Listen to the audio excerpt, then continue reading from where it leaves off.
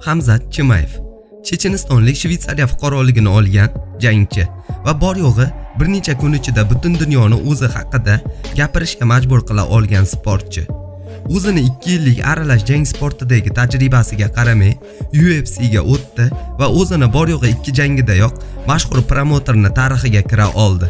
Chimayev raqiblarini o'z xarakteri va kuchli sportdagi tajribasi evaziga parchalab qo'ymoqda va u ham chechenlarning yuragiga aylangan.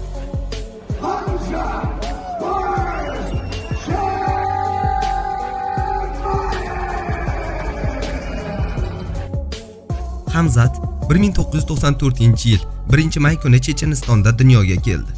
Uni yashaydigan uyini oldida kurash zali bor edi. Shu sabab ham Chimayev 5 yoshligidan dzyudo va sambo musobaqalarida qatnasha boshlagan. Qahramonimiz 16 yoshga to'lganida Shvetsiyaga ketadi. Sababi ukasining umurtqa pog'onasida gematoma paydo bo'lgandi.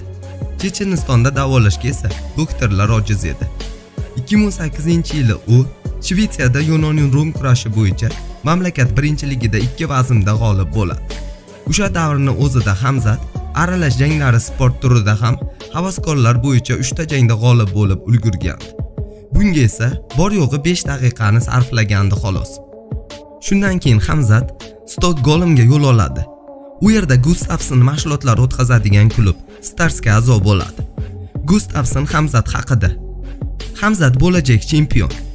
U janglarni yaxshi ko'radi. Bu uning hayoti, shuning uchun ham u oxirigacha boradi.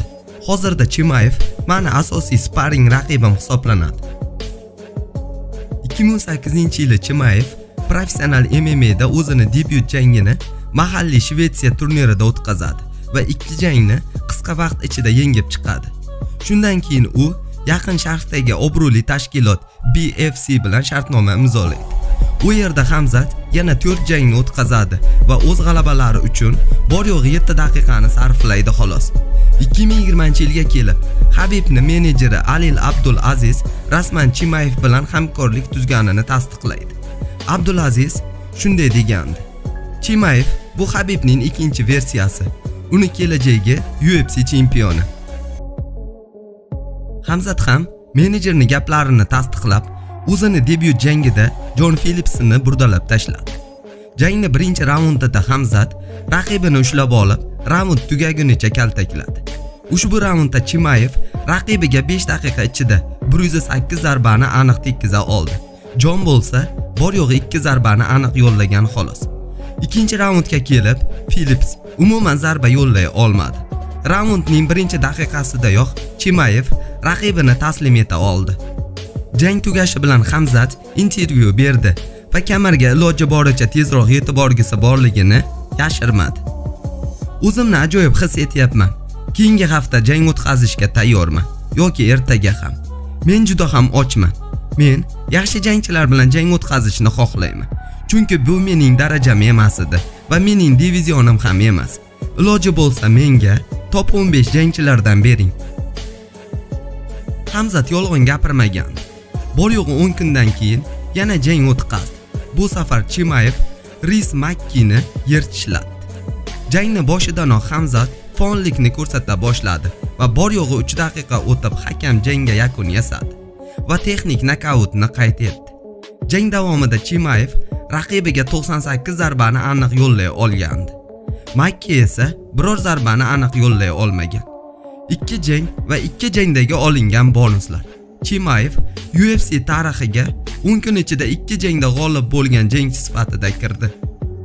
Shu sabab ham Chimayev atrofida har xil gap-so'z va hayplar ko'payib ketdi. Hatto Conor unga hujum boshladi va Hamzatning yuklagan rasmini tagida tovuq smiyaligini qoldirgan. Bunga sabab esa xuddi shu usulda Conor Habibga taslim bo'lgan edi. Shundan keyin Chimayev haqiqatlarni gapirdi. Uning so'zlariga ko'ra 2017-yili Irlandiyaga kelgan va Conorni Habibga aytgan gaplar uchun do'pposlamoqchi bo'lgan. Было такое, брат, в то время, я, по-моему, в любителях или профессионалах, Когда это было примерно? Давно, когда он там оскорблял там Хабиба, и там думал, что меня в то время никто не знал, но хотел он этого парня, какого чеченец, как его зовут, не помню, там на спарринге уронил, там что-то говорили. Oldinlari Hamzatni Habib bilan solishtirardilar. Faqat Hamzat ham endi MMA yulduziga aylandi va Habibni muvaffaqiyatlariga osilib olmagan. Men o'zimni hech kim bilan tenglashtirmayman. Men Habib ham, boshqasi ham bo'lmoqchi emasman. Habib yaxshi yigit, menga u juda ham yoqadi. Men bu yigitni hurmat qilaman va uni o'z mamlakati uchun qilayotganlarini qadrlayman. Meni maqsadim MMA'ni eng zo'r jangchisiga aylanish va men buni qila olaman. Men Kavkaz farzandiman va Kavkazdagi har bir xonadon meni uyimdir. Yaqin kunlar ichida Chimayev o'zini 3-jangini Gerald Meshitga qarshi o'tkazadi va Hamzat har doimgidek o'ziga ishongan va o'zini UFC'dagi g'olibona yurishini davom ettirmoqchi. Va hatto Hamzatga Dana White ham katta ishonch bildirgan va birinchi navbatda unga tez janglar o'tkazishiga imkoniyatlar yaratmoqda. Ikkinchi navbatda esa shaxsan sportchini o'zi bilan uchrashdi. Bu haqida Chimayev shunday deydi: "Va nihoyat afsonaviy Dana White bilan uchrashish menga nasib qildi va u bilan biroz vaqtimni birga o'tkazdik. Meni buyuk kelajak kutmoqda. Men hozir motivatsiyaga to'laman." Do'stlar, nima deb o'ylaysiz? Hamzat Chimayev yaqin kelajakda UFC chempioniga aylana oladimi? Shu haqida albatta o'z izohingizni qoldiring. Eng muhimi esa bizni videolarni tomosha qilganingiz uchun sizlardan minnatdormiz. Agar dasturimiz yoqqan bo'lsa, like bosing va yangi videolarni o'tkazib yubormaslik uchun kanalimizga obuna bo'lib qo'ying.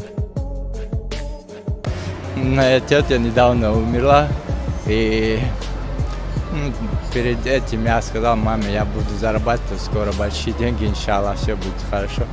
Мама просто так сказала, если бы были бы у тебя сейчас эти деньги. Ну, тетя умерла, иншаллах, она в раю. И чтобы больше не допускать такого, чтобы у меня были деньги, все. Я рад, что у меня все так получается.